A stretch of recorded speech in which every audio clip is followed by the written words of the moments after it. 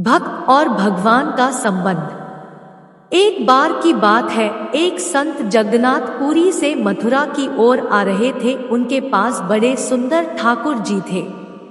वे संत उन ठाकुर जी को हमेशा साथ ही लिए रहते थे और बड़े प्रेम से उनकी पूजा अर्चना कर लाड लड़ाया करते थे।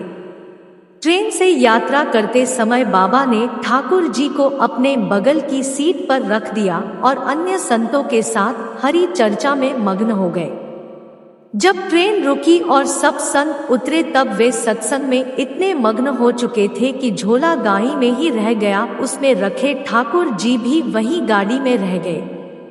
संत सत्संग की मस्ती में भावों में ऐसा बहे कि ठाकुर जी को साथ लेकर आना ही भूल गए।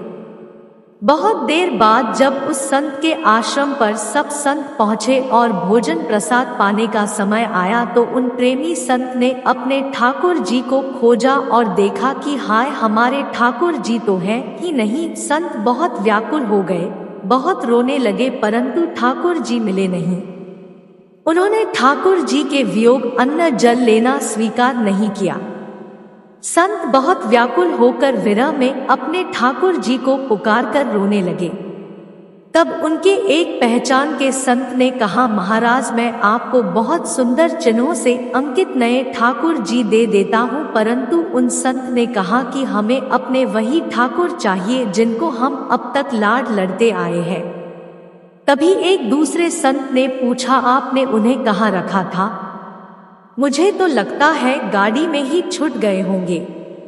एक संत बोले, अब कई घंटे बीत गए हैं, गाड़ी से किसी ने निकाल लिए होंगे और फिर गाड़ी भी बहुत आगे निकल चुकी होगी। इस पर वह संत बोले, मैं स्टेशन मास्टर से बात करना चाहता हूँ, वहां जाकर। सब संत उन महात्मा को लेकर स्टेशन पहुंचे। स्टेशन मास्टर से मिले और ठाकुर जी के गुम होने की शिकायत करने लगे। उन्होंने पूछा कि कौन सी गाड़ी में आप बैठकर आए थे। संतों ने गाड़ी का नाम स्टेशन मास्टर को बताया तो वह कहने लगा, महाराज, कई घंटे हो गए, यही वाली गाड़ी ही तो यहाँ खड़ी हो गई है और किसी प्रकार भी आगे नहीं बढ़ रही है। न कोई खराबी है न अन्य कोई दिक्कत। कई सारे इंजीनियर सब कुछ चेक कर चुके हैं, परंतु कोई खराबी दिखती है नहीं।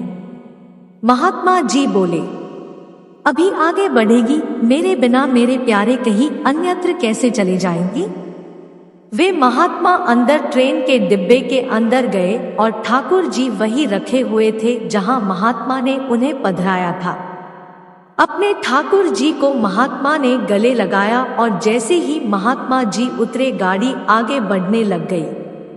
ट्रेन का चालक, स्टेशन मास्टर तथा सभी इंजीनियर सभी आश्चर्य में पड़ गए और बाद में उन्होंने जब यह पूरी लीला सुनी तो वे गदगद हो गए। उसके बाद वे सभी जो वहां उपस्थित उन सभी ने अपना जीवन संत और भगवंत की सेवा में लगा दिया। जय श्री कृष्णा, जय श्री राम, जय गोविंदा।